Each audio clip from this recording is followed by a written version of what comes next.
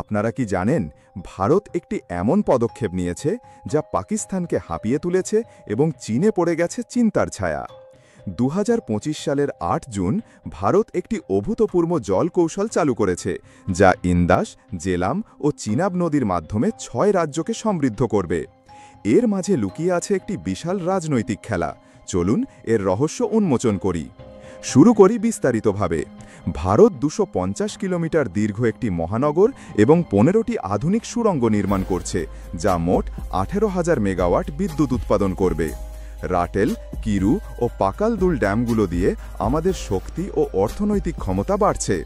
এই জল সিঞ্চন, শিল্প উন্নয়ন এবং গ্রামীণ অঞ্চলের উন্নতিতে ব্যবহৃত হবে, যা রাজস্থান, হিমাচল, উত্তরাখণ্ড, বিহার, উত্তরপ্রদেশ ও গুজরাতকে নতুন দিগন্তে নিয়ে যাবে।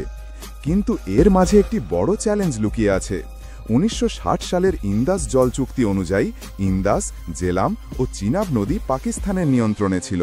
তবে এপ্রিলে পাহালগাঁওতে আতঙ্কবাদী হামলার পর ভারত এই চুক্তি সাময়িকভাবে স্থগিত করেছে।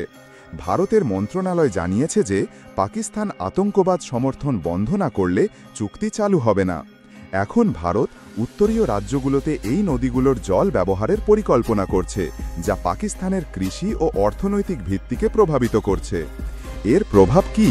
পাহালগাম হামলার পর ভারত জানিয়েছে আতঙ্কবাদ বন্ধ না হলে জল বন্ধ থাকবে। ফলে পাকিস্তানের মাংলা ও তারবেলা ড্যামে জলের স্তর কমে যাবে, যা তাদের ফসল উৎপাদনে বড় আঘাত আনবে। সংবাদে জানা গেছে পাকিস্তান জল সংকটে পড়ে বিদেশি সাহায্য চাইছে, যা তাদের অর্থনৈতিক দুর্বলতা বাড়িয়ে তুলেছে। তবে কিছু বিশ্লেষক বলছেন পাকিস্তানের এই দাবি বাড়িয়ে বলা হতে পারে, তাদের জল সংকট সবসময় জলবায়ু পরিবর্তনের কারণেই বেশি হয়। এবার চীনের দিকে নজর দিই। সংবাদে জানা গেছে আমাদের এই পদক্ষেপ চীনকে উদ্বিগ্ন করেছে। তারা পাকিস্তানের জন্য নতুন ড্যাম নির্মাণে ত্বরান্বিত হয়েছে এবং ব্রহ্মপুত্র নদীর জল প্রবাহে হস্তক্ষেপের হুমকি দিয়েছে। তবে এটি প্রশ্ন তুলছে, চীন কি সত্যিই আমাদের বিরুদ্ধে এই অস্ত্র ব্যবহার করবে, নাকি এটি শুধু কৌশলী চাপ? আমরা নিজেদের জল শক্তি হিসাবে উত্থান করছি, যা একটি বড় কৌটিল্য কৌশলের পরিচয়। এর ফলাফল কি হবে?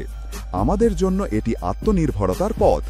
রাজস্থানে সিঞ্চনে উন্নতি হলে জিরা, হলুদ, আলু, ফলমূল, গম ও চালের উৎপাদন বৃদ্ধি পাবে। গ্রামে কারখানা ও পশুপালন বাড়বে, যা আমাদের খাদ্য রপ্তানি বাড়াতে পারে। কিন্তু পাকিস্তানের জন্য এটি সংকট। তাদের কৃষি ৮০% ফার্মে নির্ভরশীল, আর জলের অভাবে তারা আজ বিপন্ন। ভবিষ্যৎ কী আকার নেবে?